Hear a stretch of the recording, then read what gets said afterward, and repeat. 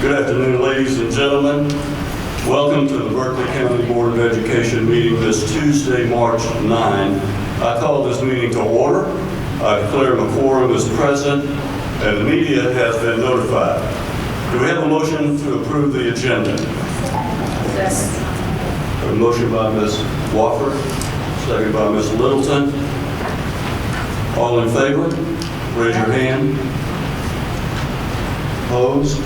Motion carries 8-0. Do we have a motion to approve the minutes of the board meeting on February 23rd? Make a motion. Second. I'm sorry, who made the motion? Ms. Tanner made the motion.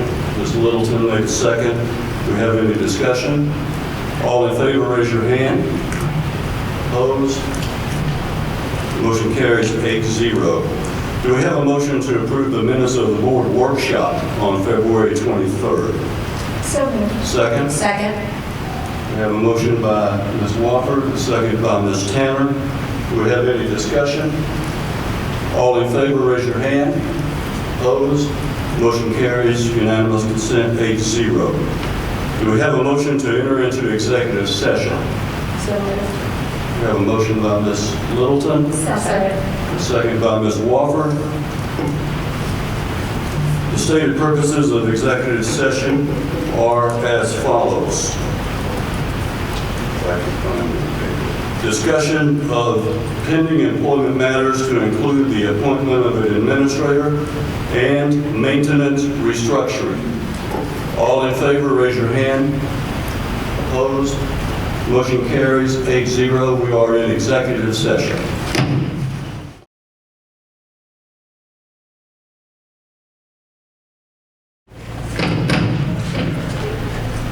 We are on time, 6:30. Thank you very much. Do we have a motion to return to regular session? So moved. Second. I have a motion from Ms. Wofford, a second from Ms. Tanner.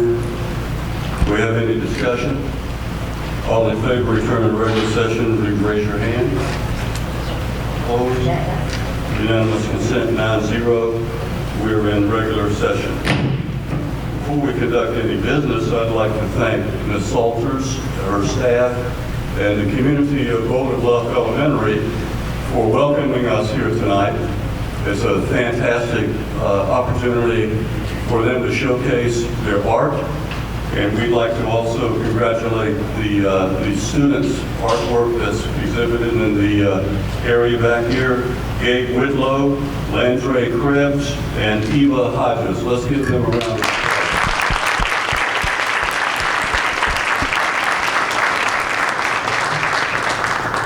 We also have a special opportunity for our Pledge of Allegiance.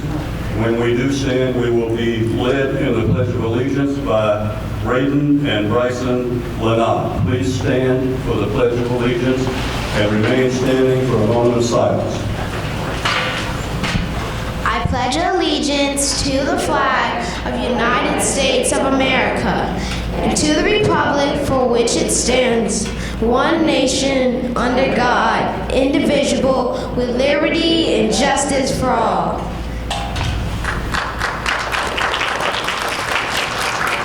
Now a moment of silence.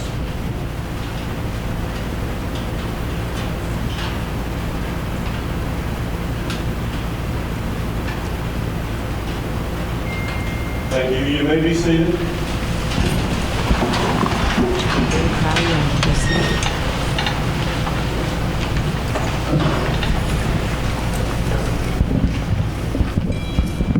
For the record, no action was taken in executive session this evening. I do not see any citizens' comments, so we will proceed with legacy builders and special recognition. We'd like to recognize Dr. Kelly Wolf.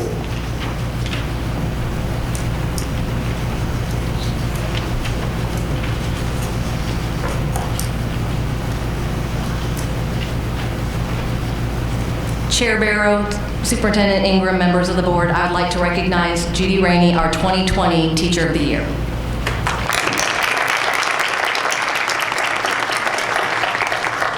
Thank you so much. I am honored and so excited to present to you tonight the 2021 BCSD Teachers of the Year. They will be announced alphabetically by the schools that they represent. Oh, I'm sorry. Could the board please step down? And we have it too. Just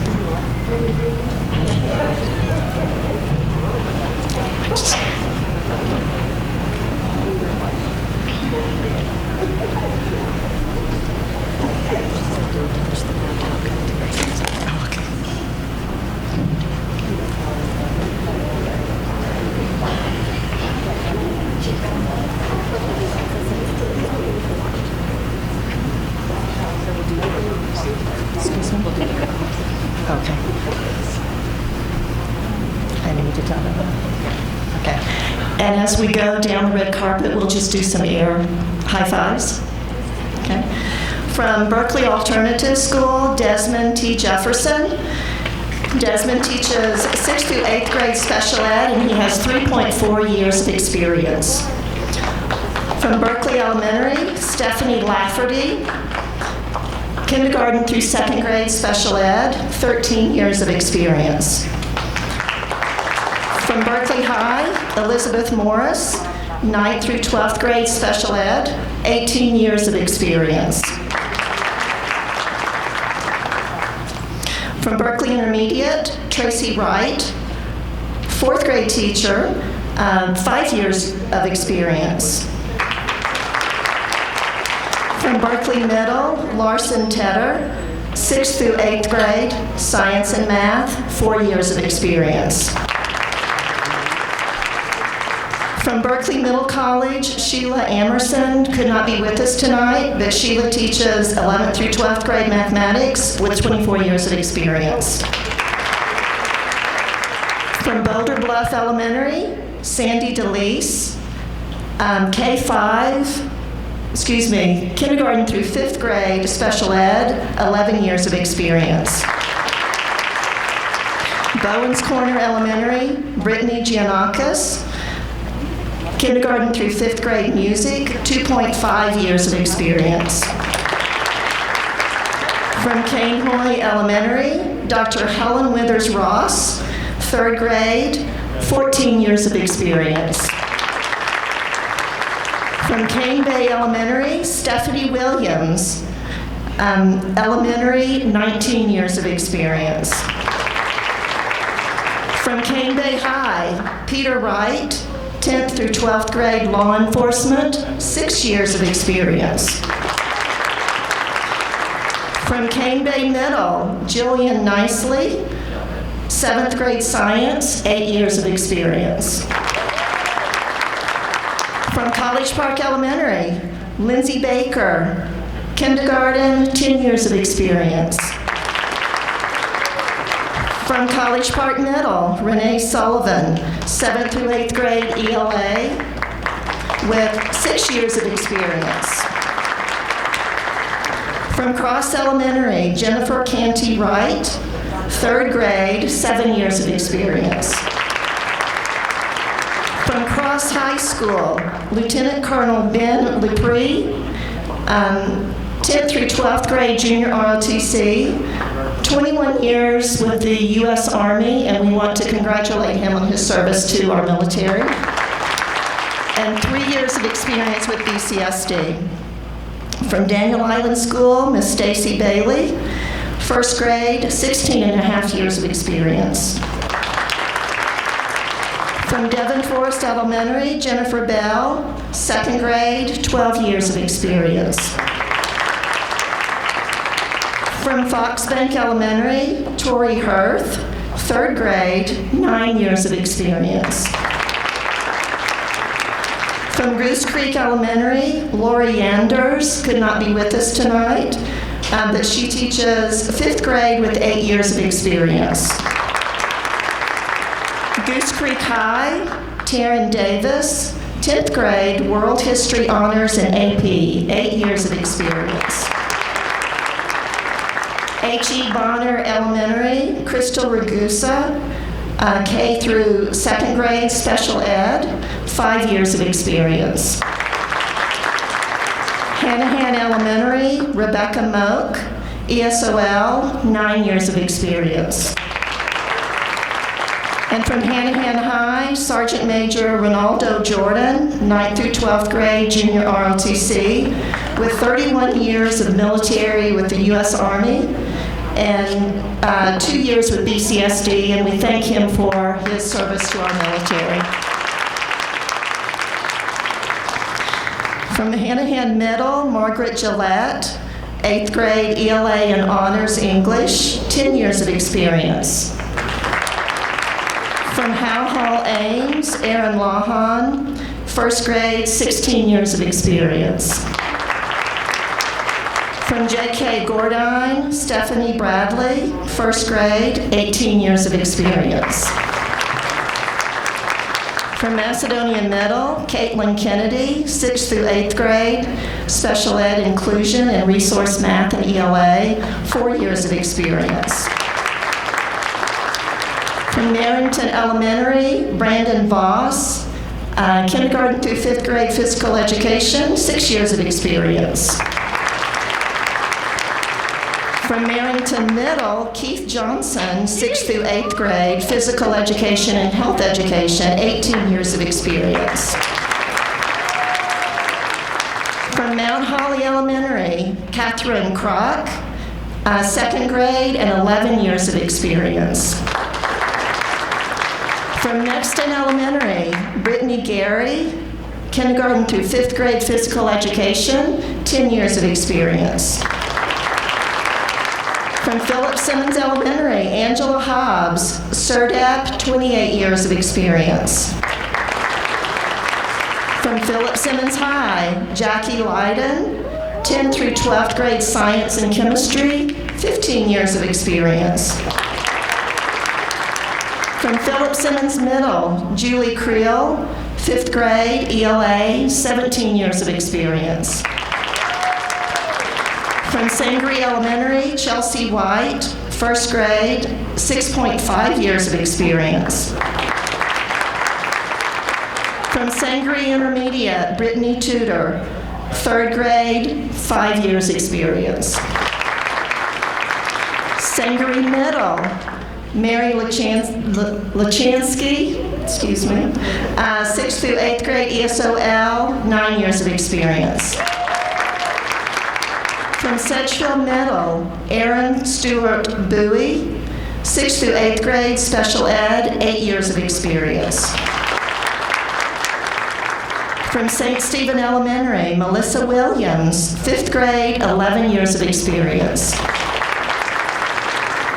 From St. Stephen Middle, Jessica James, 6th grade math and GT math, 11 years of experience. From Stratford High, Mary Sue Worthy, 9th through 12th grade science, 27 years of experience. From Timberland High, Kevin Taylor, 10th through 12th grade, automotive technology, 20 years of experience. From Westview Elementary, Amber Moore, 5th grade, 8 years of experience. From Westview Middle, Caitlin Menenti, 7th grade, social studies, 6 years of experience. From Westview Primary, Karen Nixon, 1st grade, 25 years of experience. And from Whitesville Elementary, Melody Harrelson, 5th grade, 3 years of experience. Please give a round of applause to all of our 2021 Teachers of the Year.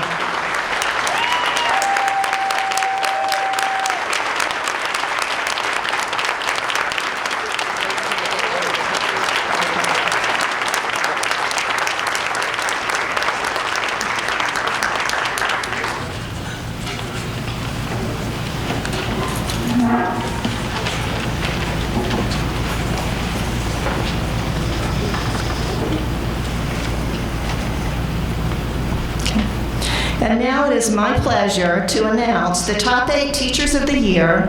These top 8 were selected by a committee that exemplifies innovation and our BCSD work and life skills. And these will be announced in random order. Sealed envelope. And for the sealed envelope. Drum roll, please. Ask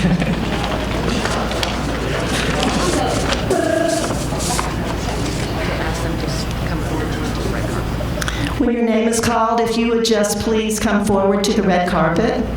If you would go that way to the red carpet. So for our 2021 BCSD Top 8 Teachers of the Year, we have some principal quotes for each of them. I'll read those first. This teacher inspires and encourages her students academically and socially each day and is a positive, dedicated member of our staff who always has a smile and kind words to offer coworkers and students alike.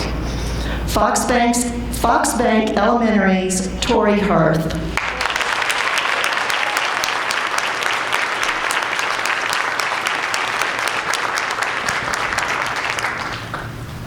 This teacher is a teacher known for innovation, creativity, and best practices that empower all students for success. Her strategies meet the needs of all learners, whether they are auditory, visual, or kinesthetic. Goose Creek High's Taryn Davis.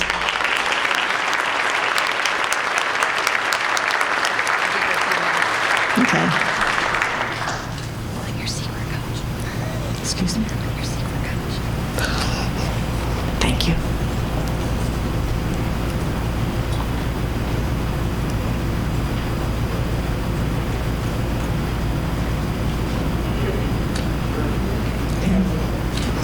This teacher consistently creates dynamic personal relationships with her students, as well as forming strong bonds with co-teachers and parents that assist in the growth of her students.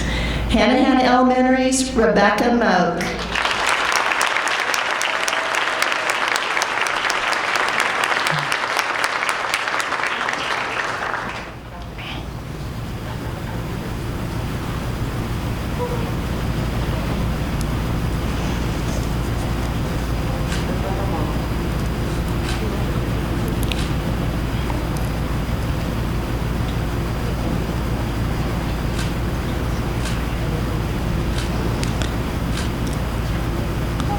It is her enthusiasm for learning, her true love for teaching, and the ability to build nurturing, caring, and encouraging relationships with her students that epitomizes the qualities of a Teacher of the Year.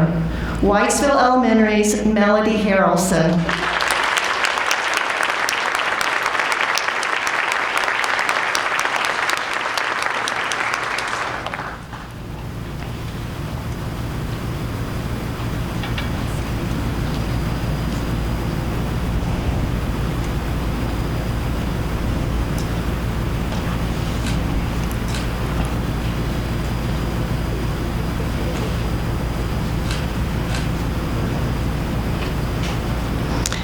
He volunteers a great deal of his personal time to student-led interest groups and organizations. He instills his students not only a knowledge of his subject area, but also a sense of community service and pride. Cane Bay High's Peter Wright.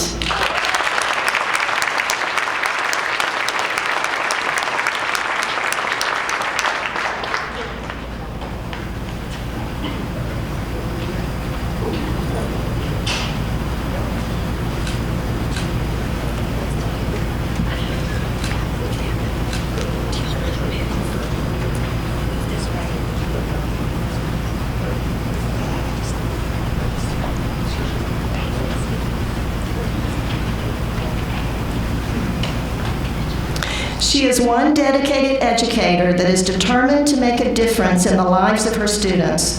Her unrelenting courage to embrace and carry out this task makes her an ideal example of a true teacher leader.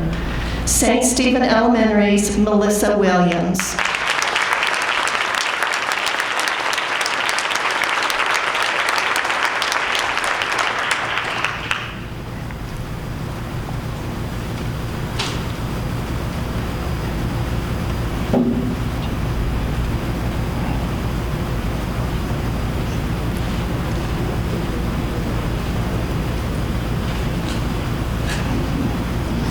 She understands what it means to be an educator and educates the whole child as if they were one of her own.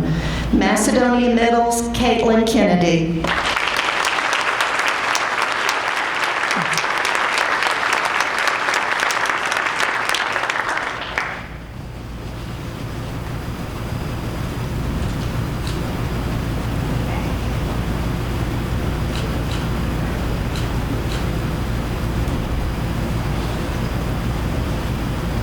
If you were to walk into her classroom at any time and on any day, you will witness an enthusiasm and motivating spirit that every child will remember and carry with them for a lifetime. Next in Elementary's, Brittany Gary.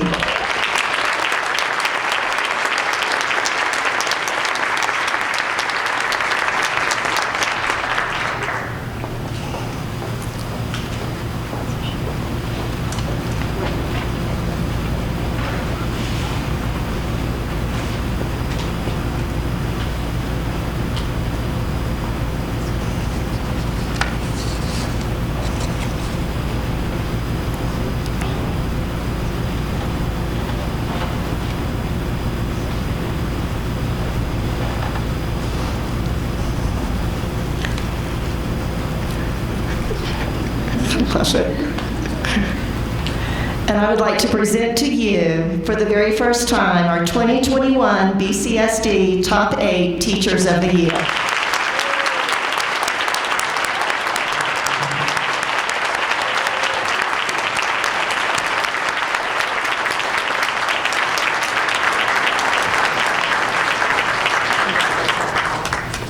Congratulations to all of our 2021 toys. I know I am so excited for you to join Forum with us, and we have lots of exciting things to do. Can't wait to get started on all the work. Enjoy this moment and enjoy the ride from here on. Congratulations.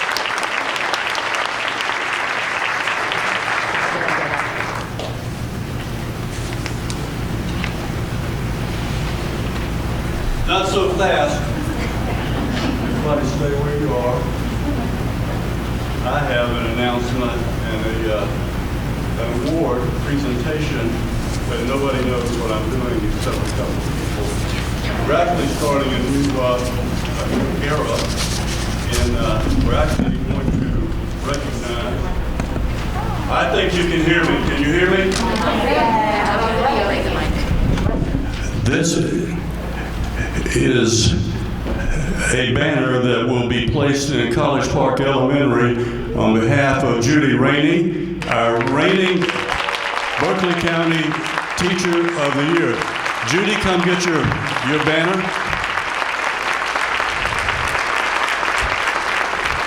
This is for you to take back and hang it wherever you will. And there's another one just like it that we're going to place in the boardroom in the back to start a precedent. Every year we're going to do that for our Teachers of the Year. Let's give her a round of applause. Congratulations. Thank y'all.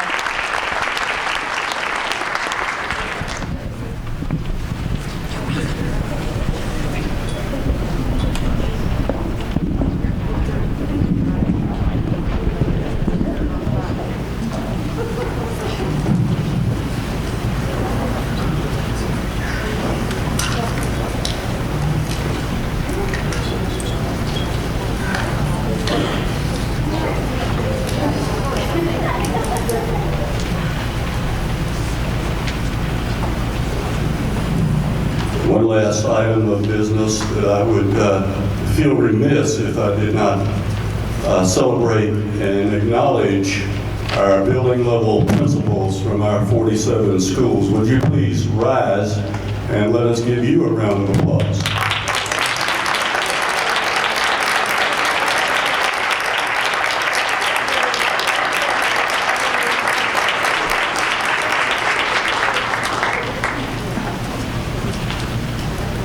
I do not see any citizens' comments again, so is there any action that is required from executive session?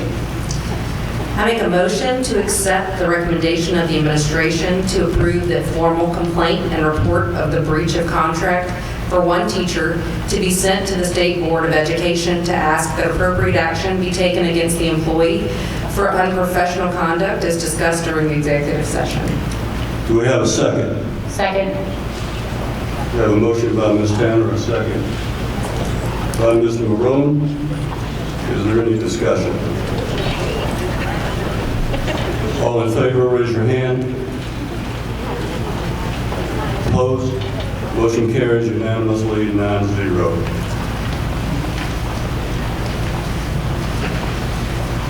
Dr. Ingram, you're recognized for your superintendent's report. Thank you, Mr. Chair, members, staff members, teachers, members of the audience. First, I do want to congratulate our teachers of the year. And I said it earlier, but it bears repeating. What you and your colleagues have accomplished during this pandemic is nothing short of miraculous. And that's not just our teachers, of course, even though tonight is about them. I also want to thank our principals who were tireless in this, and all of the staff and the Board of Education for your courage making face-to-face an option. And as you see, some school districts across our country are just getting back to face-to-face for the first time in almost a year.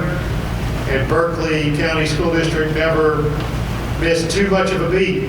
And that's a tribute to everybody here.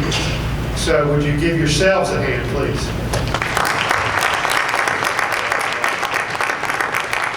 Thank you. You've done amazing work. This Thursday and Friday, we're administering COVID vaccines for our school-level employees at the BEC. Principals will work with teachers and other personnel to cover duties if an appointment time conflicts with work schedules. We want to be as accommodating as possible to allow our employees to get vaccinated. Also, we've got, I think it's several hundred vaccines that our staff is working on the following week, details to be released soon. All in all, we've got lots of shots going in arms or opportunities for that, and I want to thank our cabinet members for negotiating those things. But the first round of shots for employees, should they choose, will be this Thursday and Friday at the BEC. I also want to thank Ms. Salters and the staff at Boulder Bluff Elementary for being such gracious hosts. This is a wonderful school to visit. If you haven't had a chance to come out here, you should make it a point. The children are delightful, the staff is inviting, and it's a great place to be. So thank you, Ms. Salters and staff. And I would just, a final reminder, board members, if you have not done so, your statement of economic interest is due March 30th. If you have any questions, get in contact with me. We'd be glad to help you with that. Mr. Chair, that concludes my report for tonight. Thank you, Dr. Ingram. Just a couple of notes here. There is a special committee meeting tomorrow evening at the boardroom at 5:30. It is the special meeting for the discussion of the in-house general counsel applicants, and they will be discussing those as well.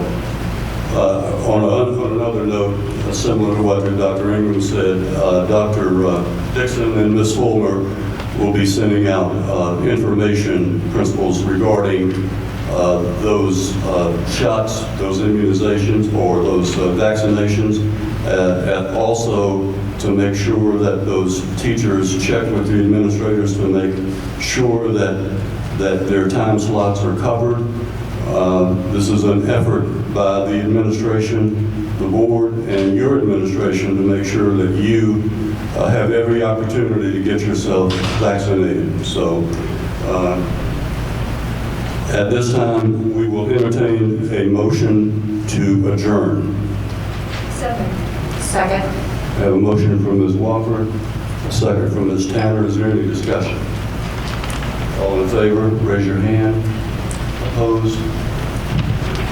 Motion carries. We are adjourned.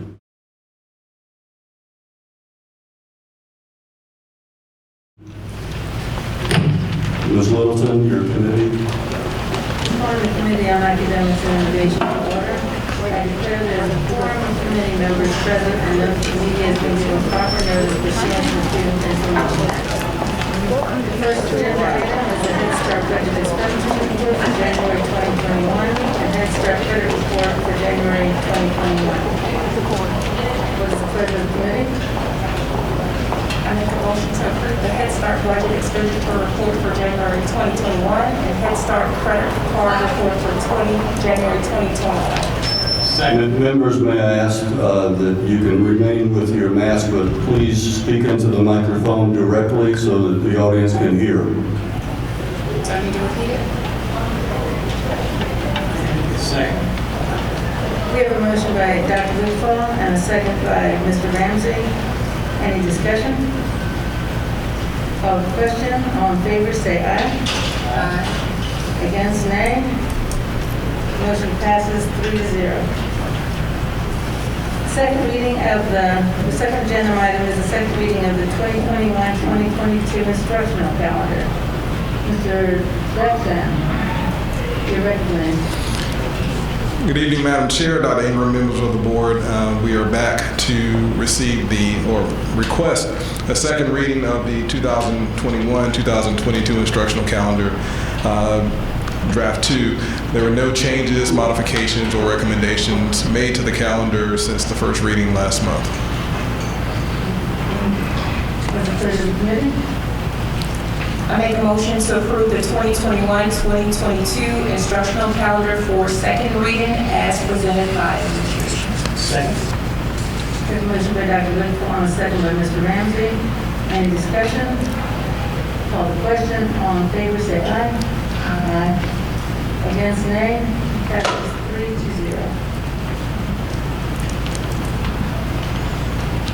Third agenda item is the first reading of the draft of 2022-2023 instructional calendar. Mr. G.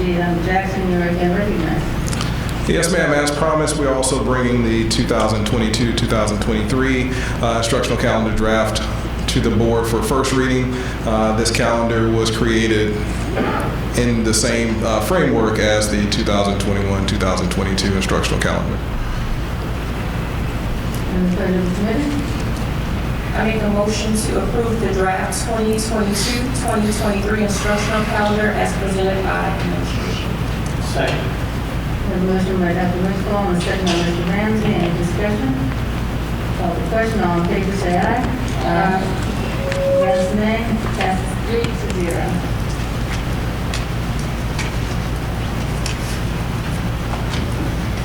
Thank you, Mr. Jackson. The fourth agenda item is the middle school and high school summer programs. Dr. Kelly Wolf, you're recognized.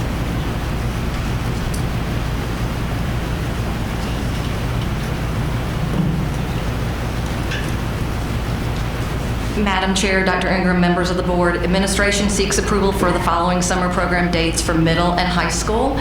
Middle school content recovery registration, June 21st through the 25th. Classes will run July 7th through the 30th. High school through virtual SC credit recovery registration, March 29th through June 16th, with classes running between April 12th and August 2nd, with initial credit registration May 26th through June 9th for 11th and 12th graders, June 2nd through June 9th, 8th through 12th graders, with classes running June 14th through August 2nd.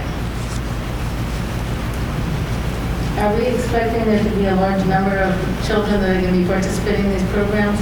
We are tracking right now those numbers. We have academic recovery plans that are in place that we're utilizing some of the ESSER CARES money for to try to recoup, so we're trying to minimize those numbers.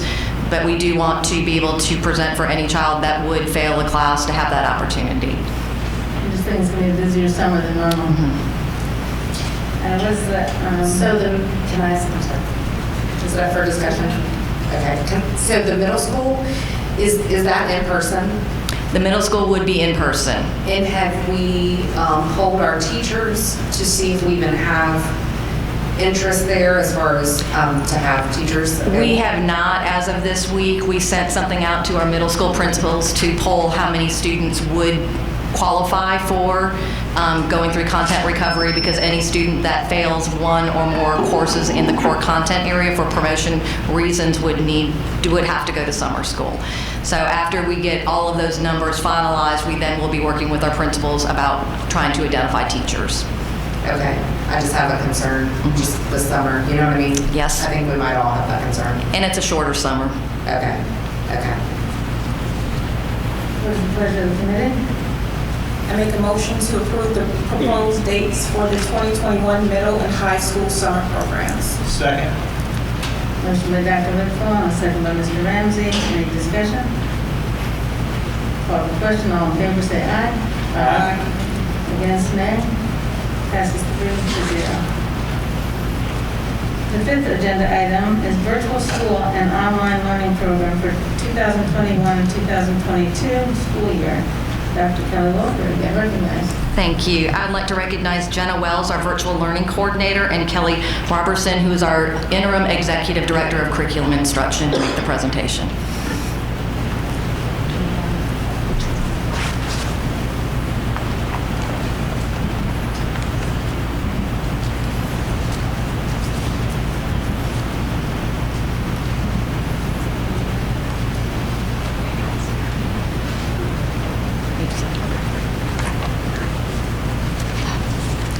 Good evening, Madam Chair, Superintendent Dr. Ingram, and members of the board. We'd first like to start with a timeline of recent events. It's hard to believe that it has been a year. March 12th was the last day that we were in school in person as normal. This is when we went into emergency remote learning. And then in the fall, when school began, there were 3 options that were offered to most families: traditional instruction, blended distance learning, or virtual for those that qualified. We are proposing today a fall 2021 start with expanded access to virtual learning through a 9 through 12 high school, virtual high school, and access to an online learning program for grades 3 through 8. The goal is to minimize the pathways that teachers have to teach so that they are not teaching blended distance learning and traditional at the same time. We also want to make sure that we are keeping teachers and also retaining our students. We also want to increase access to some courses that may not always be available at certain schools, and also a way to offer supplemental support to those special populations.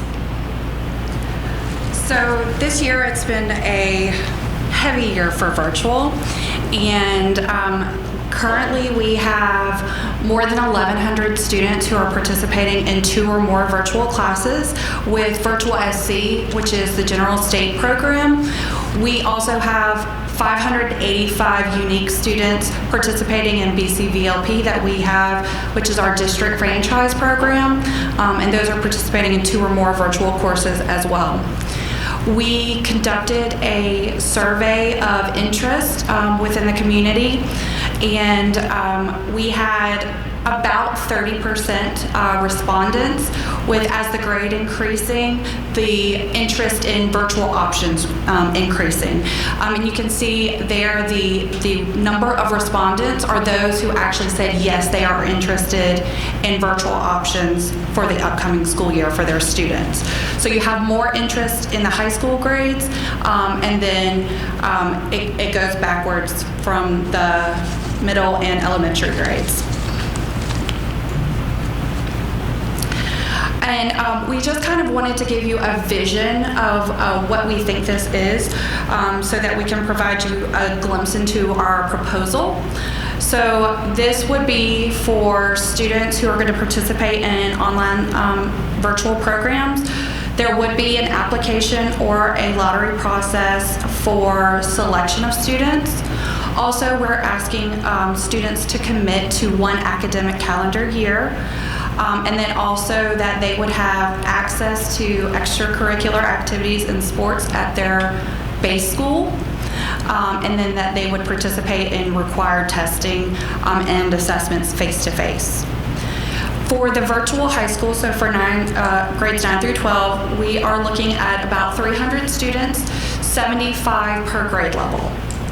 Students who would be best for this program are students who would be able to meet their graduation requirements through the program of study that's offered virtually. Also, there would be required SEL, academic coaching sessions, college and career readiness sessions. There will be live opportunities for direct instruction, as well as asynchronous and synchronous opportunities. And then there will be a biannual requirement for college and career goal conferences, and they could provide also IGPs during that time. For the online learning program for grades 3 through 8, very similar to what Jenna described for the virtual high school option. We would look at having 75 students registered for each grade level, so that would be a total of 450 students. And we see the model of instruction being flexible, where there is live synchronous instruction, but also asynchronous instruction daily. And we would want to make sure that we were including a huge parental component with parent conferences and guidance to check in on students for their SEL status, and also offer those career counseling sessions. And then for those students who do meet the prerequisites, we want to provide access to those credit-bearing courses through BCBLP and Virtual SC. Our first step is to get approval to apply to the state board regulations for the labor compliance. But we know that once we get that approval, then that's when really the work is really going to start, or we'll have to make sure that we're continuing to focus on innovation. We will have to look at a local board policy that we currently have regarding online virtual education, just to expand it. And we will have to make sure that we develop an application process and an eligibility criteria to make sure that we are selecting the students who have shown that they have the readiness and can be successful. And we know that we will have to make sure that we are seeking a lot of principal input and recommendation for that process. We also will need to develop a job application for a virtual teacher, and we'll have to secure some work locations, workstations, and testing locations. And we also want to ensure that we are continuing to provide that proficiency-based instruction.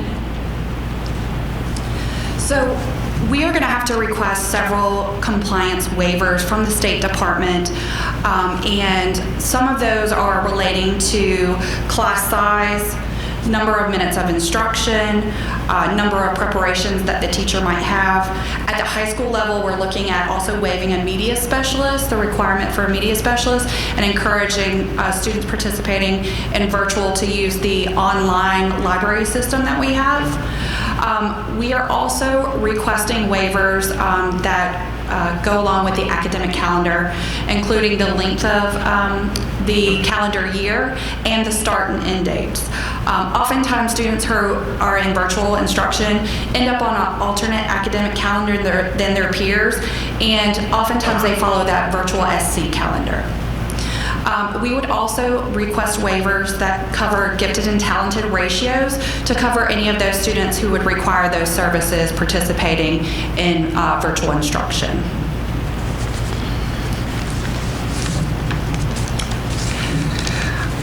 Previously, you've been provided with an outline of the budget, and we have worked to fine-tune the budget and had lots of talented people really look at it to make sure that we are able to minimize this plan's impact on the budget. 2 weeks ago, a number 6.2 million was presented, and we have been able to minimize it to be, with both programs coming in at just under $3 million.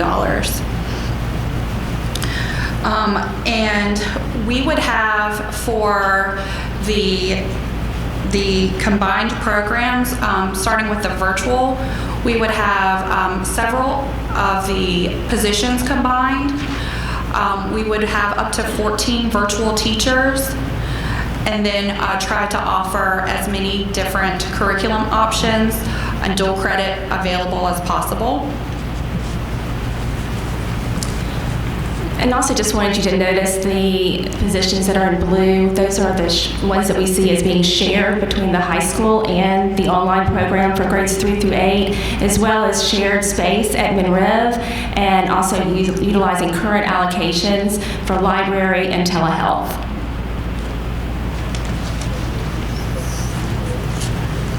So the budget we will bring back when we have a conversation about the CARES Act, but we wanted to have full transparency of the program and what we were looking at. For tonight's purposes, what we are asking administration is to consider the waivers, the state waivers, state board regulations for the virtual school of choice for grades 9 through 12, and then the state board regulations to support an online learning program for grades 3 through 8. In order for us to even start to pursue a virtual program for next year, this is our first step. The state has been really clear to districts that although we had virtual programs this year that did not go through the actual approval process, they were opened up. All districts have to come back through this process this year. So we will not have blended learning next year, but if we're considering a virtual program, this is our first step to seek state waivers. If you approve to go forward with seeking state waivers, once those then are approved, we will bring back a full budget for consideration for a virtual school. Just a couple questions, Dr. Wolf. The kids in the high school, will they be able to still do dual credit programs?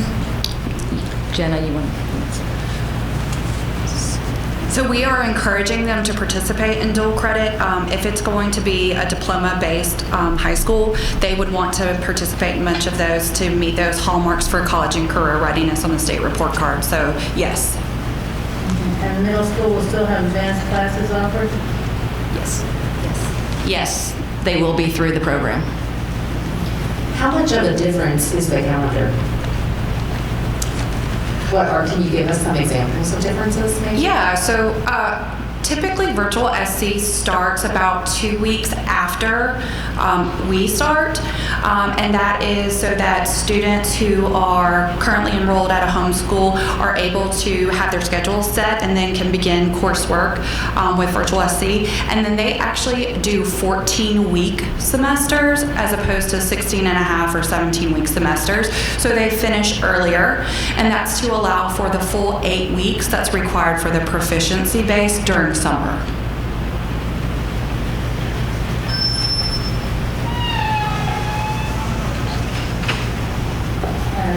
Any other questions? Do we have any indication from the state that there will be a difference in base student cost from offering virtual, a virtual option or a brick and mortar option? Do we know, is the state considering a difference in the base student cost at all between those two options?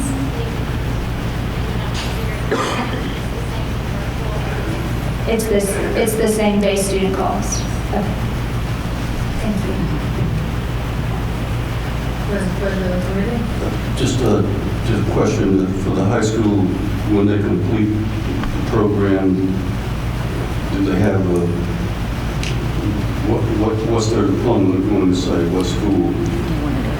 Virtual academy or virtual school? Or? Yeah, so if we had a virtual high school, it would be awarding a diploma, and we would offer all of the courses necessary to earn a diploma from the student. So the 15 virtual teachers for the high school is larger than that of the 3 through 8. Is that because of the core courses and the 4 major core areas? Yes, we have to offer courses that are in those specialized areas to be able to meet all the credits necessary for a diploma. So the maximum number per grade level is 75 for the start, so that's a total of 750 for the 3 through 12. And it looks like base student cost is about $2,500 so far from the state. Is that correct, Ms. Smith? So we're actually not expending that amount of money. We're actually utilizing the base student cost for this virtual program as opposed to the face-to-face program. Is that correct? That is correct, and that's why we went back in and did some adjustments so that we could get more in line with the base student cost for startup purposes. So $1.875 million, given those numbers, would be incorporated from the state? Yes. Okay. I don't want to speak for Ashley, though. That's, I did the math.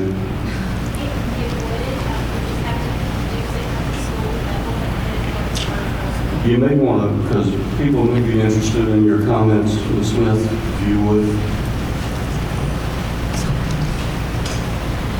I would just want to caution you that looking at it from the virtual side, when you're setting this up in the virtual academy, that you would take it from the general fund and it would go from the schools to the virtual academy. So the funds would have to be removed from each location for the children that are going to the virtual academy. Okay. Yes. Is that similar to what we do for to fund the middle college? I'm sorry, I totally put you on the spot. But I keep comparing it in my mind to the middle college option. It's similar, but not the same. We can't double dip, so we won't get twice the money for the students. So we would have to put the allocation to one program. Yes. One more question. Would the teachers have to teach, let's say you talked about MinRiv, would they have to teach in MinRiv, or could they possibly teach from another location like their home? We've talked about kind of trying to be flexible with that, but at first having them be at MinRiv just because we want them to be together in a PLC, do a lot of professional development. But I think as we grow our program, those are all things that we're going to need to start looking at how you become a true virtual program. Thank you. Dr. Wolf, when do these waivers have to be put in? This month. This month, like before the end of the month? Before the end of the month. We're not making any budgetary decisions tonight. No budgetary decisions, just to put in for the waivers. And then once those waivers are approved, we will bring back a proposal for virtual.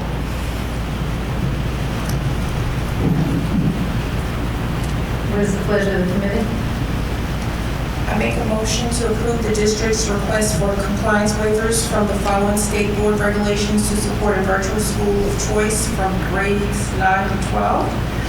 42-234 2B, 43-205C, 43-2054B 2, 43-2052B1, 43-2054B 3, 59-1425A, 43-2202A. Approval for the district to request compliance waivers from the following state board regulations to support an online earning program for grades 3 through 8. 43-2312, 43-2322A, 43-2321, 43-2321A, 43-2314A through C, 43-2323 A through B, 43-2052B1, 43-2053B3, 43-22202A.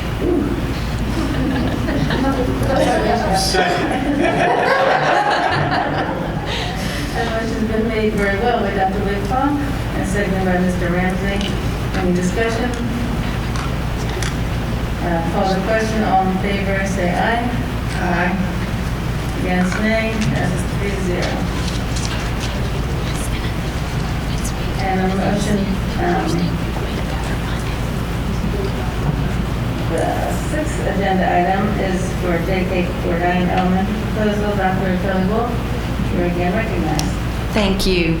I would like to recognize Dr. Prelo, interim principal of JK, Katie Stapleton, our special services and early learning coordinator, and Kelly Robertson. We are really excited about our proposal tonight.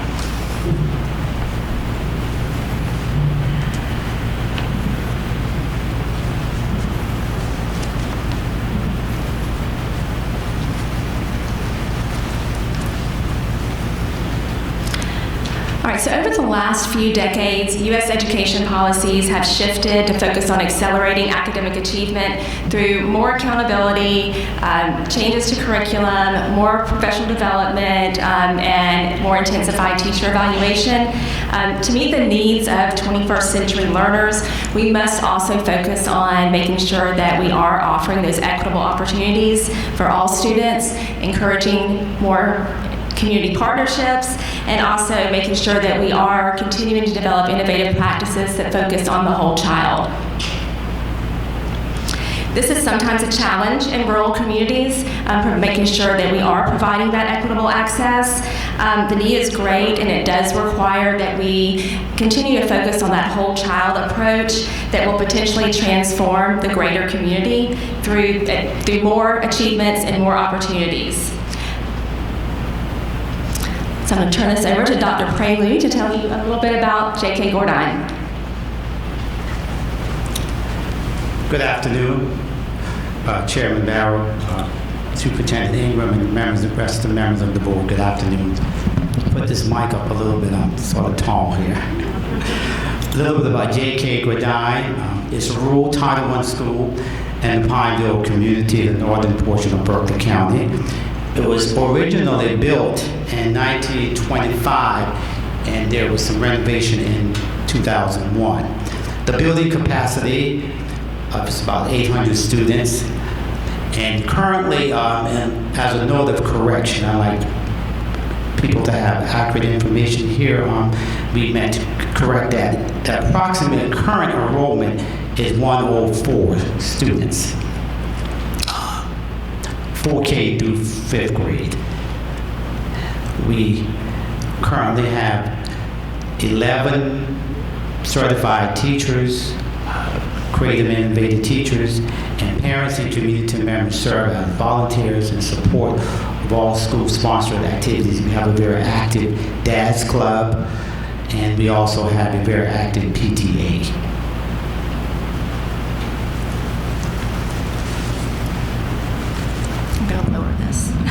Back to my height. So tonight we are sharing a proposal about how we plan to reimagine J.K. Gordin using the community school approach as our guide. Community schools vary in the types of programs that they offer and the ways that they operate, but typically you will see an emphasis on these 4 pillars that are listed here. The continued focus through those student supports that focus on the whole child, also just providing those expanded learning opportunities focused on high quality instruction, family and community engagement that strengthens the safety and trusting relationships in the community, and also just that collaborative leadership that is continually focused on improvement. So there are 4 main components of the proposal to reimagine J.K. Gordin Elementary School. We plan to offer innovative pathways of learning to give students the opportunity to explore and specialize in some pathways of interest. We also want to create 2 makerspace labs to support more project-based learning. We also want to establish a professional growth and development hub that would assist with PD for BCSD educators and help us to encourage more community partnerships and also more access to the community. And in addition, we also want to provide an early childhood center. So at the top here, you can see the 4 learning pathways that we are proposing. One focused on the arts, visual, performing, and media, and then also a pathway for civil and mechanical engineering, one focused on technology, and then math and science. So our planning is that for our kindergarten through grade 2, teachers would implement specially designed instruction that would allow students to explore all of these pathways. And then beginning at grade 3, students would choose a pathway of interest to specialize in while still being exposed to the core content for that grade level. And throughout all of the grade levels, we would provide access to those makerspace labs where students get to develop these personal projects and have opportunities for them to share their learning with the community. So this is just a visual to kind of explain how we see the Professional Growth and Development Hub. We see this as a lab classroom model where we could provide professional development for our BCSD educators virtually and in person, so that we're continuing to provide that PD on evidence-based practices. And then this would also be used as an avenue for us to strengthen those professional partnerships with local universities and community.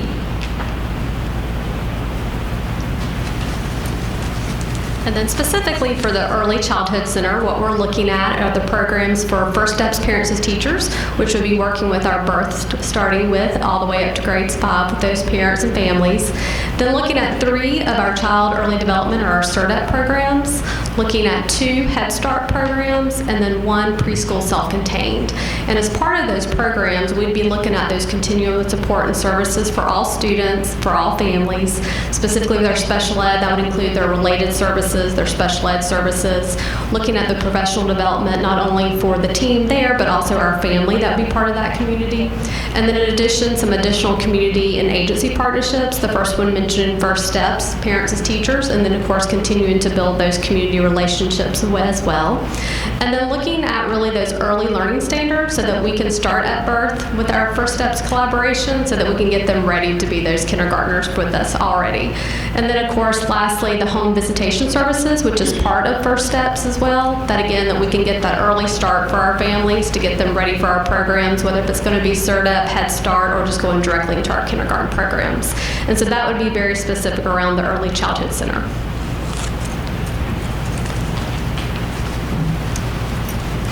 And looking at this proposal and looking at the re-imaging of J.K. Gordin Elementary, we were recommended or suggested some names, proposed names, and before we make a decision, we're going to involve the community, the parents, the students, the staff, in making a decision about which name we will want to re-image J.K. Gordin Elementary. J.K. Gordin name will always be there, but since we're moving towards a partial magnet, innovative learning environment with a focus with the STEAM, science, technology, engineering, arts, math, and science, we want to look at these proposed names, as you can see in your handout and on the presentation.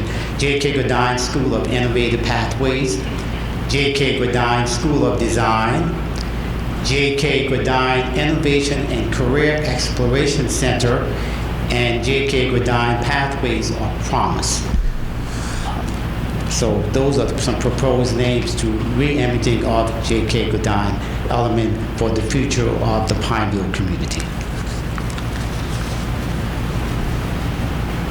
So what we know is when we think about community schooling, what we're proposing for you is a 2-phased approach. So the first phase is what Berkeley County can do so we ensure that we have equitable services for all students that are at JK. The second phase or proposal of this whole project is to bring in community resources that we can root the school in.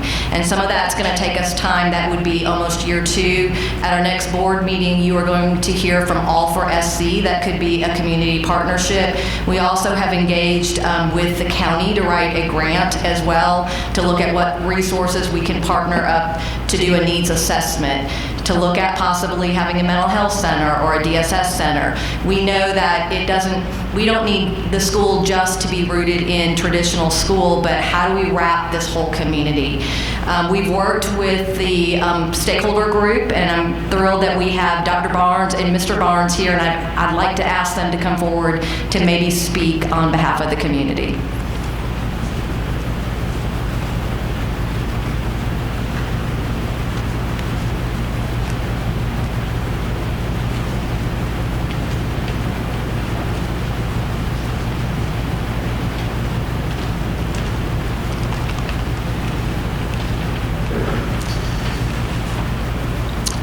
First, let me give honor to God for this privilege and opportunity of being here tonight.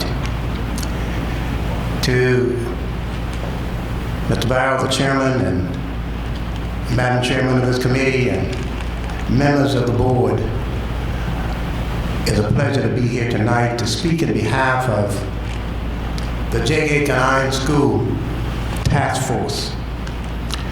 We are a community task force, and we have some of our members here with us tonight. Would you stand, please? Members of the task force.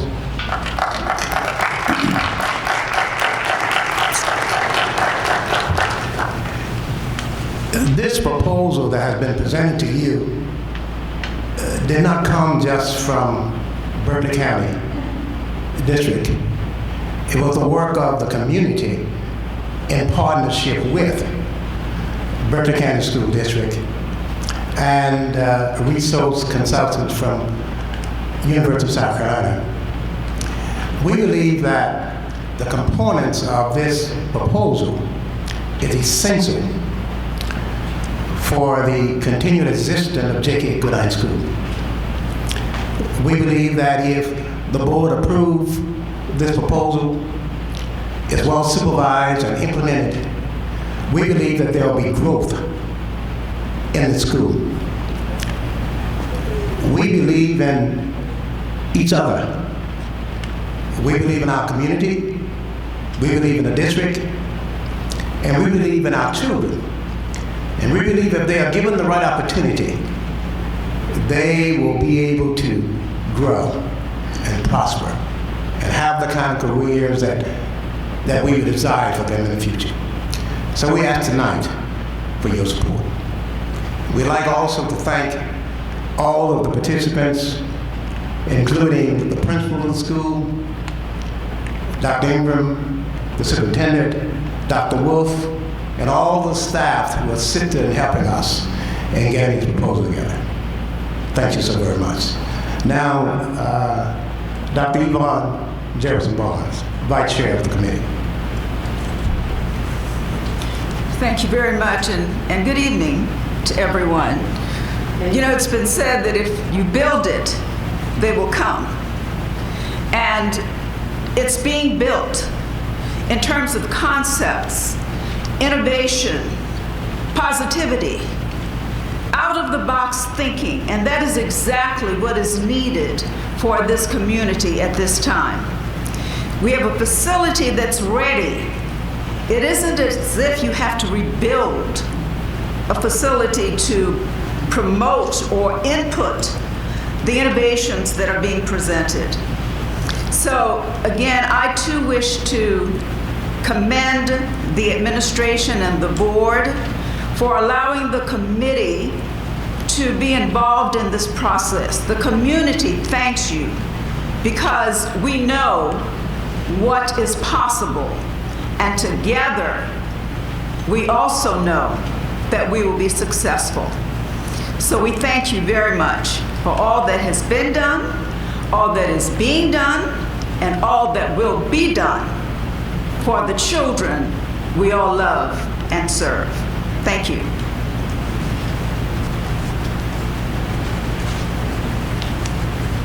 Thank you.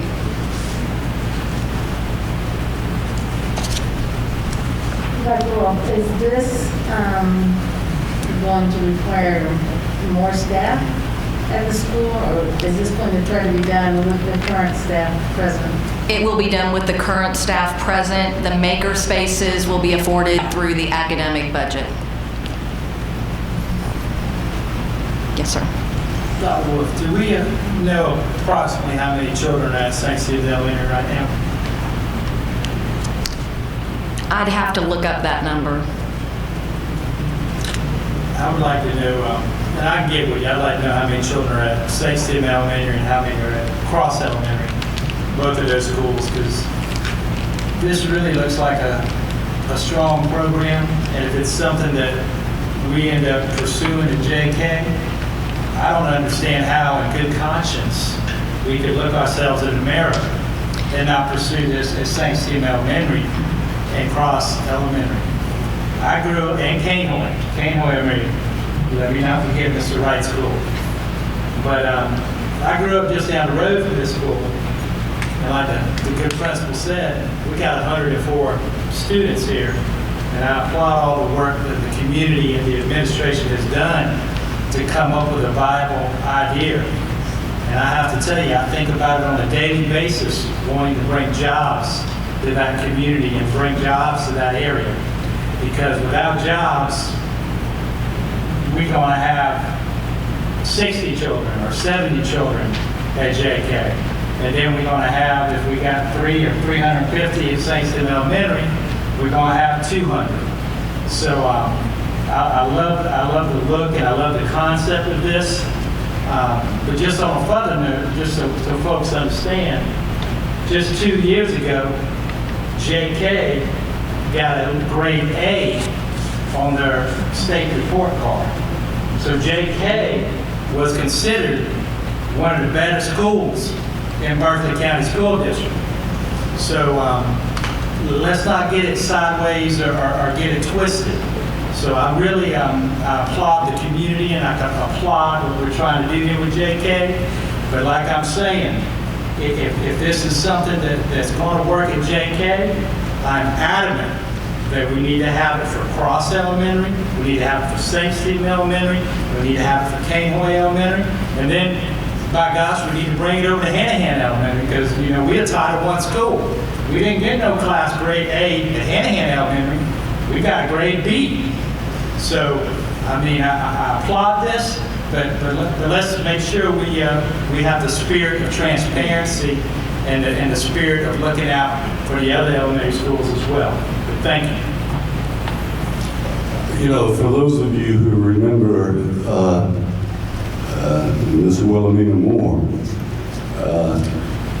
she would have been very pleased tonight, very happy with this direction.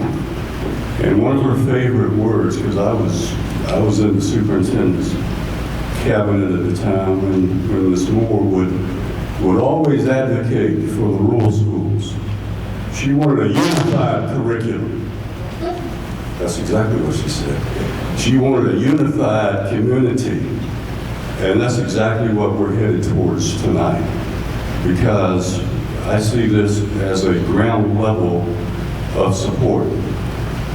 And this is phase one, as Dr. Will basically said. We're not looking at just phase one and leaving it alone. Because we want a continued presence of the community involvement in this process. We want you to determine the needs of your community. This board doesn't live there. You do, and your friends and your children do. So whatever community services that can be developed, manufactured, placed in J.K. Gordin is up to you. It is your imagination, and we are here to facilitate that with you. And I applaud Dr. Wolf and her staff and the rest of this board for bringing this tonight. And I feel like these are the first steps. I would like to say that it's exciting to know that Berkeley County School District can make a mark on being innovative and being an industry leader in education and the way that education is going forward with virtual and all the different programs that we have. And it's very exciting to know that this is something that is very positive that can be transpired into other communities, like Mr. Ramsey said. And I believe J.K. Gordin is the best school to start it out at. And I'm very, very excited to see the phase one, the phase two, and the involvement with the community. And I think the community involvement, we couldn't ask for a stronger community to start a program like this and have the just compassion and the energy and the determination to make it. So I want to thank the community, and I think this is great, and it's definitely going to put a mark for Berkeley County School District. When we talk about a virtual magnet school, well, this is a thought going forward to include children in other schools. It could. We're going to start within the school, but it could. Mr. Ramsey, dream work makes the team work. Mr. Jackson got me some numbers. So St. Stephen's is 327 and Cross is 332. I definitely think that we have an opportunity to build a whole community school model that could be the first in the state and the nation. Because I'm thinking if we're successful with this with JK, then, back in my day, little kids used to, some of them would, instead of want to go to JK, they want to sneak over to St. Stephen Elementary. Well, maybe we can make it legal where the kids from St. Stephen Elementary, if it's a magnet school, then they can come to JK. Because that's where my heart's at. My heart is for all the children out in the rural area. And so, like I said, JK, I could see it right down the road where I grew up. But I went to St. Stephen Elementary, and my little 326 kids at St. Stephen Elementary sure need the same opportunity as JK. And the same thing with them little kids in Cross, and the same thing with the kids in Gaylord. Thank you.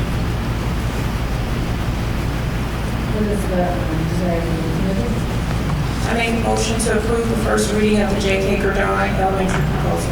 Second. Motion by Dr. Windfall, second by Mr. Ramsey. Any discussion? Call the question. All in favor, say aye. Aye. Nay. Motion passes 3-0. And I would like to thank the committee that has worked to help put this together. That's from the community.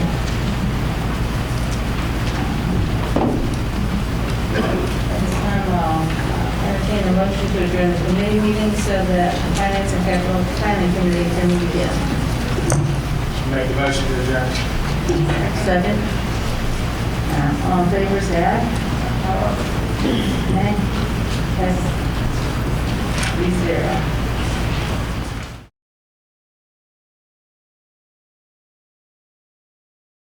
I'm calling the Committee on Finance and Capital Planning to order. I declare there is a quorum of committee members present and note that the media has been given proper notice pursuant to the Freedom of Information Act. I too would like to thank the community members from J.K. Gordin for being here, and I'd like to recognize some of my former colleagues and other public servants and elected officials that are here with them. Ms. Yvonne Bradley, who served on the school board with us. Thank you, Ms. Bradley, for being here. It's always good to see school board members that come back, and the same thing goes for Reverend Julius Barnes. Thank you, sir, for being here, both county council and school board. And last but not least, the current elected official, Councilman Caldwell.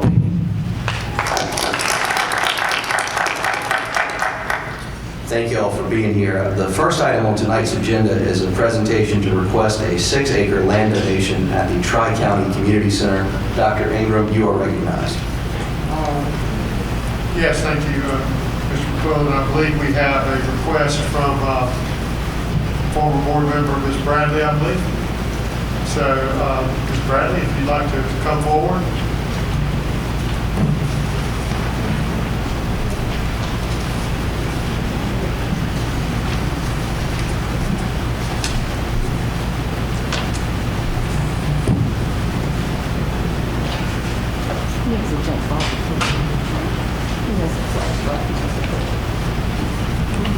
Good evening. Good evening. It is so fitting that this committee now comes after the JK committee. It is community oriented, and that's what we're all about.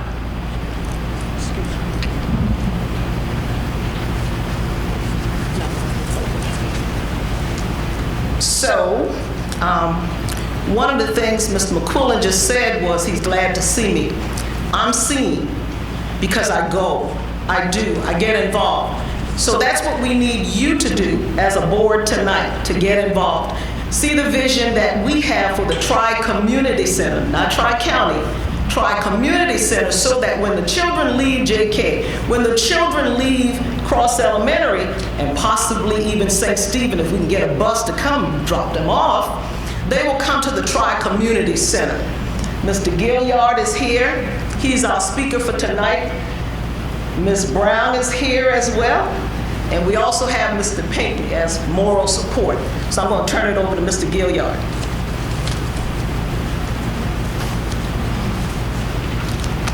Good evening, and thank you for the privilege. Mr. Chair, Superintendent Dr. Ingram, and board members, Ms. Jean Brown, Vice Chair, and myself, Bernard Gilliard, Board Secretary, will present on behalf of the land donation request. Ms. Brown, a product of the former Sandridge Elementary School, now Tri-Community Center, will share a brief history and I will share proposal use of the parcel being requested.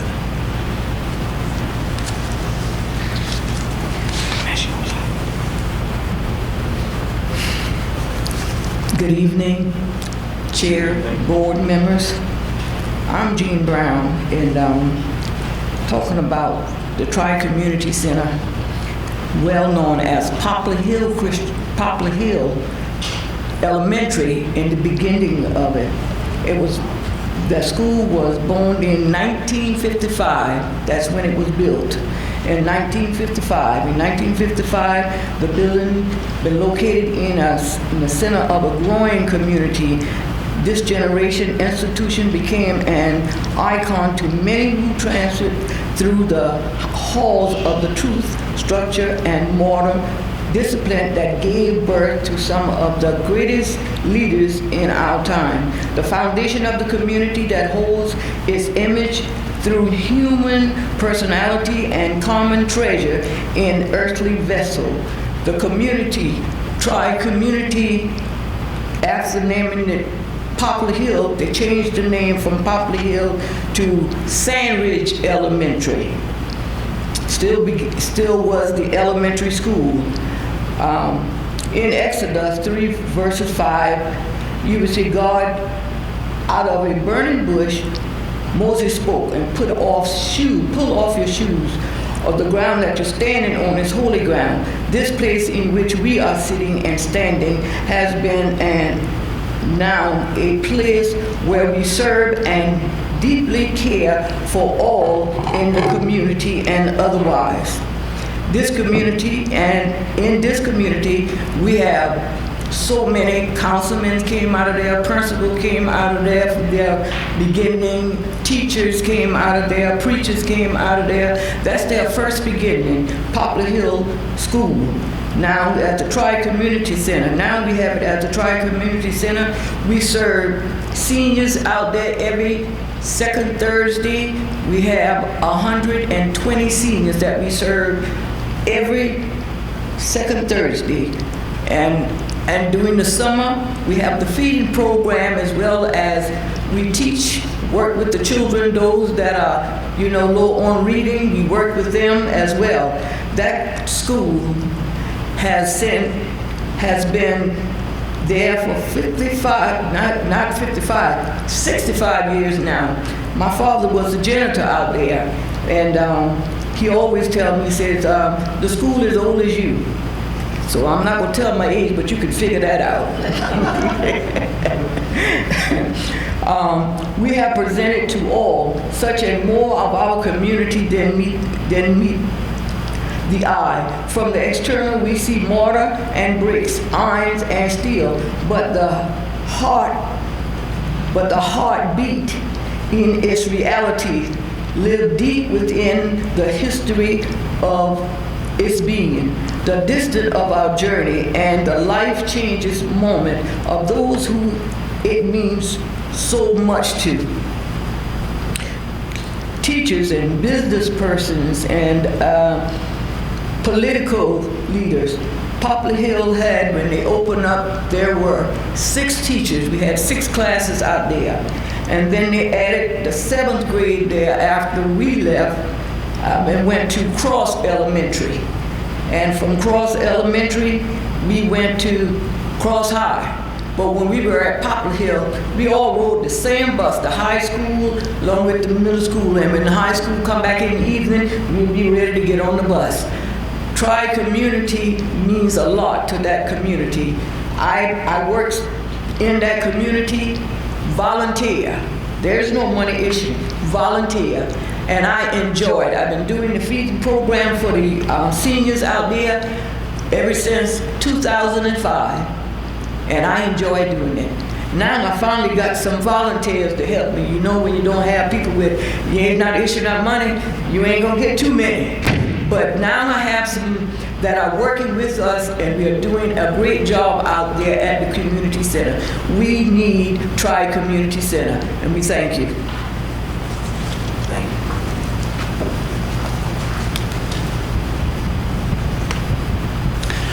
Tri-Community Center, since its existence, has been incorporated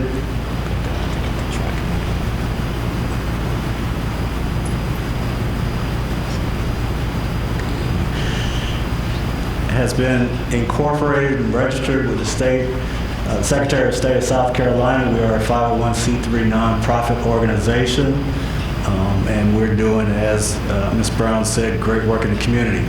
Tri-community, the name is the woven together of 3 communities: Pringletown, Sandridge, and Poplar Hill communities.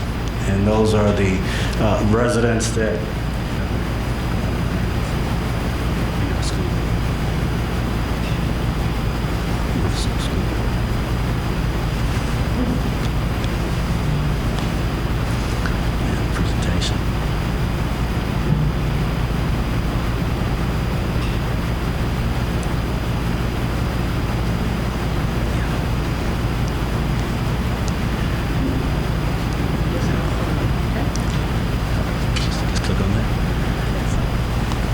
Okay, so the symbol of tri-community is 3 hands coming together, and that represents the 3 communities.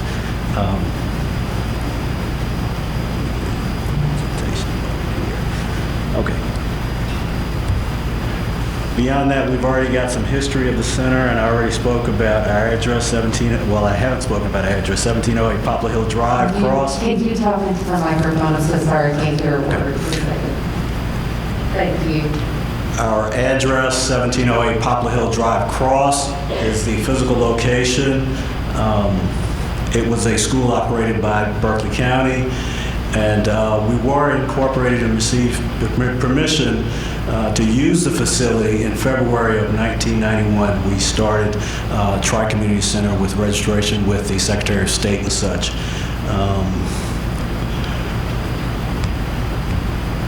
This is the parcel, the entirety of the parcel of land that we're currently discussing. The 4 acres here is where the center and the old school currently exist, and that has been deeded, donated over to the center. And the area in question here in the red is the request for donation of the property behind and beside the current property that we own. We're proposing a passion park, and just as a brief description of clarity on a passive park, I'm sorry. Just for clarity on that, an area is generally an undeveloped space or environmentally sensitive area that requires minimal development is what we're looking to do here. It's less structured recreational activity, and it would be enjoyed on a first-come, first-served basis. Only minimal visitor facilitations and services would be available, of course. It would be a space where casual activities and the pursuit of hobbies can take place, and no adverse impact on the natural habitat.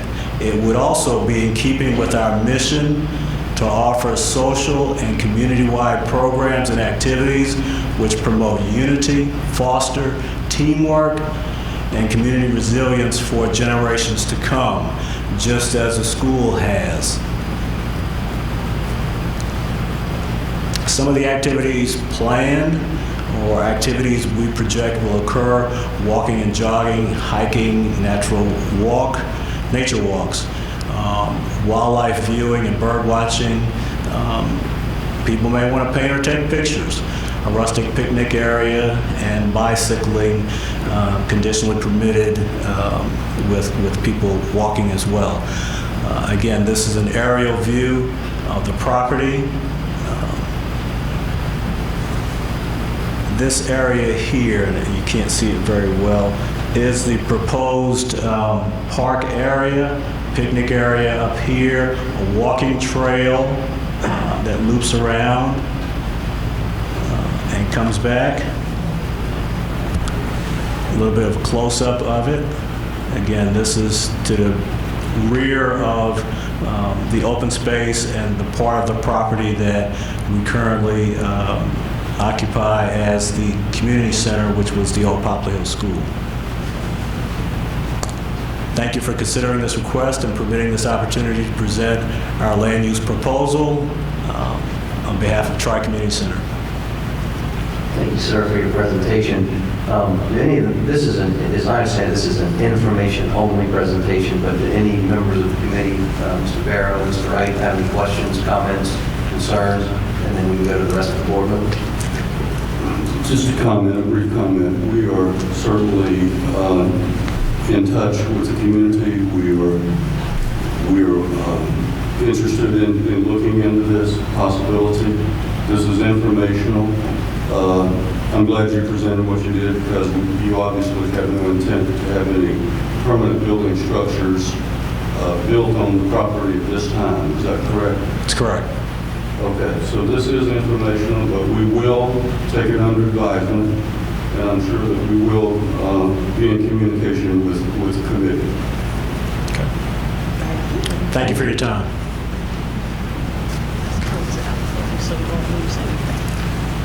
The second item on tonight's agenda is the second reading of policy KG, public use of school facilities. Ms. Smith, you are recognized.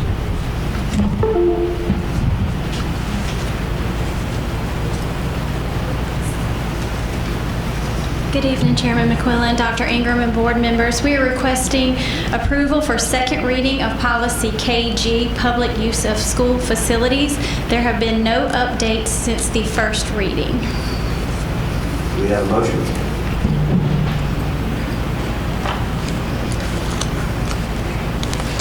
Let's make a motion to approve the second reading of policy KG, public use of school facilities. Do we have a second? Second. We have a motion by me, second by Mr. Barrow. All in favor, please respond by saying aye. Aye. Ayes have it. The motion carries 3-0. The third agenda item is IFB number 586-2021, catalog discount on kitchen appliance repair parts. Ms. Smith, you're recognized again. I would like to say that Marcy Abrahamson and her team have been very busy, and she is going to take the next 9 items on the agenda. Well, adjust the microphone, because I don't know what the sound is up here, but we cannot hear you. So if you got to holler talk, go for it, because we're like leaning over.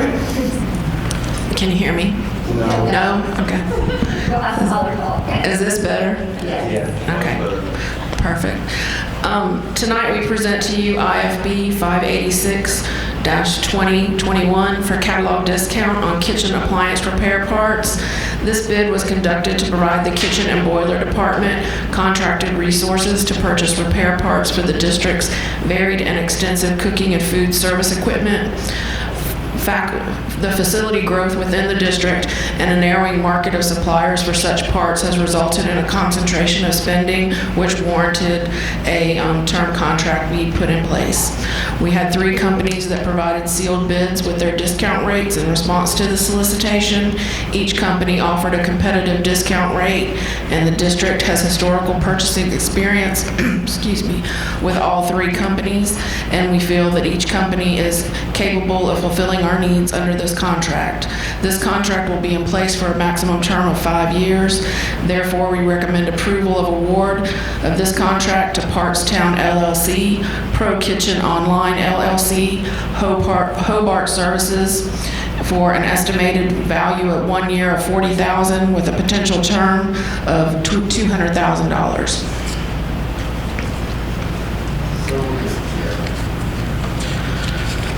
Second, we've got a motion by Mr. Wright to approve the award of IFB 586-2021 for kitchen appliance repair parts to Hobart Services, Partstown LLC, Pro Kitchen Online LLC for an initial term of 1 year estimated $40,000 with the option to renew for 4 additional 1-year terms for potential contract value of $200,000. We have a motion and a second. Is there any discussion? Hearing none, I'll call the question. All in favor, please respond by saying aye. Aye. Ayes have it, the motion carries. The next item is on the agenda is fourth agenda item, mechanical and electrical plumbing, RFQ 587-2021. You are recognized. RFQ 587-2021 was a request for qualifications to find a highly qualified design professional for mechanical, electrical, and plumbing engineering for use on various projects planned throughout the district over the next 2 years, particularly those intended to improve indoor air quality. This contract, if approved, will be for a 2-year term or a maximum value of $300,000 and may include professional design services, consultation, and construction Construction Administration Services. We recommend approval of award to DWG Incorporated Consulting Engineers and RMF Engineering Incorporated for a single project limit of $100,000 and an indefinite delivery contract not to exceed $300,000 over a 2-year term. Second. We have a motion and a second. Any discussion? Hearing none, I'll call the question. All in favor, please respond by saying aye. Aye. Ayes have it. Thank you. The next agenda item is fifth agenda item, RFP 588-2021 Safety Shoe Program. Ms. Abrams, can you recognize again? This request for proposal was done to replace an expiring contract for safety footwear for all of our district staff working in conditions that required this footwear. Respondents' proposals were evaluated in several evaluation criteria, including variety, quality, and cost, and the award was based on those rankings. The recommended awardee is the current contract holder for the district, and this contract has a maximum length of 5 years, and we recommend award to the Boot Jack Incorporated for an annual estimated value of $50,000 and a potential 5-year contract value of $250,000. Make a motion to approve the award. Second.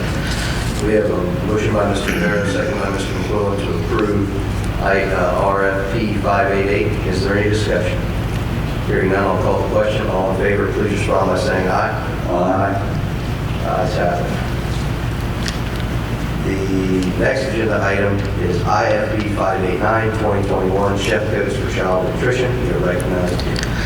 IFB 589 for Chef Coats for Child Nutrition. This solicitation was conducted to secure a source of supply for uniform shirts and chef coats to be worn by their child nutrition staff. This was a competitive bid process with a total of 3 bids received. The initial term will be 1 year with the option to renew for 4 additional 1-year terms. After tabulation evaluation, the highest ranked offerer was the Happy Chef Incorporated with a projected annual cost of $10,069.90 based on the current need for this year and an estimated contract value of $54,349.50 for the entire 5 years. Make a motion to approve the award. We have a motion and a second. Is there any discussion? Hearing none, we'll call the question. All in favor, please respond by saying aye. Aye. Ayes have it. The 7th agenda item is RFP 591, replace core switching infrastructure at 23 locations, E-rate. You're recognized again. RFP 591-2021. This solicitation was conducted to contract to replace core switching infrastructure at 23 locations under the federal E-rate program. Therefore, this RFP is intended to comply with E-rate bidding requirements. The upgrades will allow the district to provide improved network services to students and staff and support the district's one-to-one initiative. This was a competitive bid process with a total of 6 bids received. The initial contract term will be 1 year with the option to renew for 4 additional 1-year terms. We recommend award to Bridge Tech Solutions LLC for initial contract term of $290,697, and the estimated 5-year contract term is unknown because we base this on the seed project for the need for right now, and then we'll keep that open if we need additional services over the 5-year term.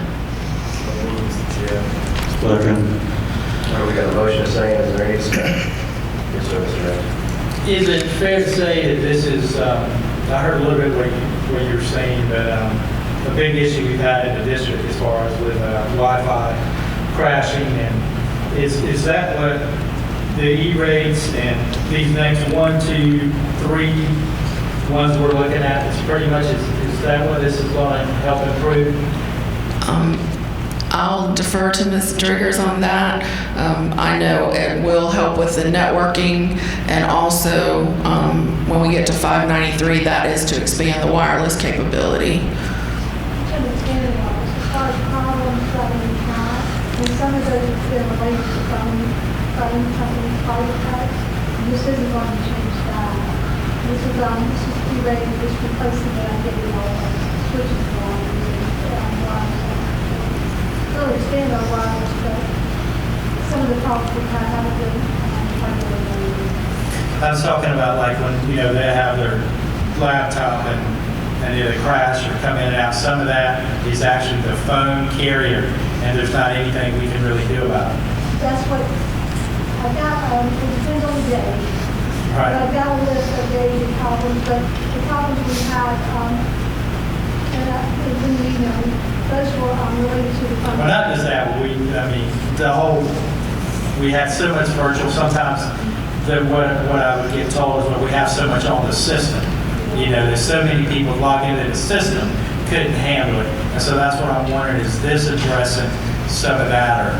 This will expand our knowledge, that will give us more redundancy, and so that will help. Okay. And some of the problems are also, you have jobs like a house problem, there's all kinds of factors. We're still just out there. Well, I get in more intensive discussion with you away from this, but I was just curious. I was excited when I saw this because I was hoping that was going to move us forward. Because even when we're talking about virtual, when my little kid's signed in, if he's signed off half the day, and then we can say the virtual's great, but if he's not signed in and it's coming off all the time, then it's not great. So that's really, as we look at the virtual program, not only on our schools, but also over here at Monroe, we got to have access, because you always hear rural schools, dead spots. Well, quite often it's a city spot. It's a normal spot where you would think you'd have a good solid Wi-Fi connection, and you don't. Okay. Thank you, Mr. Higgins. Appreciate it. Any further discussion? Hearing none, we have a motion and a second on RFP 591 2021. All in favor, please respond by saying aye. Aye. The ayes have it. The next agenda item is the 8th agenda item, RFP 592 2021. Provide and install uninterruptible power source at multiple locations. E-rate, you are recognized again. RFP 592-2021 to provide and install uninterruptible power sources at multiple locations is another E-rate bid that we conducted that'll fall under the federal E-rate program, and this RFP is intended to comply with the E-rate bidding requirements. This was a competitive process with a total of 6 bids received. The initial term is 1 year with the option to renew for 4 additional 1-year terms. After tabulation and evaluation, the highest ranked and responsive offer was Bridge Tech Solutions LLC for an initial contract term for the initial scope of work for $188,680 with a 5-year contract value as unknown to provide for work as needed. We have a motion and a second. Is there any discussion? Hearing none, I'll call the question. All in favor, please respond by saying aye. Aye. The ayes have it. The 9th agenda item is RFP 593-2021, expand wireless capabilities at multiple locations. E-rate, you'll recognize. Yes, sir. RFP 593-2021 was to expand wireless capabilities at multiple locations. Again, it's actually 16 locations, and this was performed under the federal E-rate program. Therefore, the RFP is intended to comply with all E-rate bidding requirements. The wireless expansions will allow the district to support the district's one-to-one initiative. This was a competitive bid process with a total of 4 bids received, with an initial term of 1 year, with the option to renew for 4 additional 1-year terms, with recommendation of award to Dices Solutions Incorporated for initial contract value of $193,282.91, with an estimated contract 5-year value of as unknown for as needed work. Ms. Higgins, can you share the 16 locations, or have the locations been planned? I have those. You knew I was going to ask that? I knew somebody was going to. Everybody's going to say my place. That was last year's. While you're looking, do we have a motion and a second? The 16 locations on RFP 593 was Berkeley High, Boulder Bluff Elementary, College Park Elementary, Cane Bay High, Cross High, Goose Creek High, Bonner Elementary, Hanahan High, Sangaree Elementary, Sangaree Intermediate, Sangaree Middle, Stratford High, Timberland High, Westview Middle, Westview Primary, and Whitesville Elementary. And we did do this back in 17-18, and I have those locations that we did back then if you would like to know those. Right, that you like to know. Okay. In 17-18, we did Cainhoy Elementary School, Cross Elementary School, Cross High School, JK, Gordin, St. Stephen, and St. Elementary, and St. Stephen Middle. Any further discussion? We have a motion and a second to approve RFP 593. All in favor, please respond by saying aye. Aye. Ayes have it. The 10th agenda item is BVB 594-2021, roofing contractor for an indefinite delivery contract. This was a best value bid that we conducted to replace an expiring contract. Again, this will be an indefinite delivery contract for multiple roofing contractors to complete minor roof repairs to roof systems throughout the district on an as-needed basis over the next 2 years. We recommend award to Reich Roofing Services Incorporated, Roofco Incorporated of Sumter, South Carolina, Southeast Roofing Solutions Incorporated, and Tecta America Carolinas. This will be an initial contract with no single project to exceed $150,000 and the contract term of 2 years not to exceed $750,000. Make a motion to approve. We have a motion and a second. Is there any discussion? Hearing none, I'll call the question. All in favor, please respond by saying aye. Aye. Ayes have it. The final agenda item tonight is number 11, IFB 595, various hot water heaters, boilers. If you're ready, again.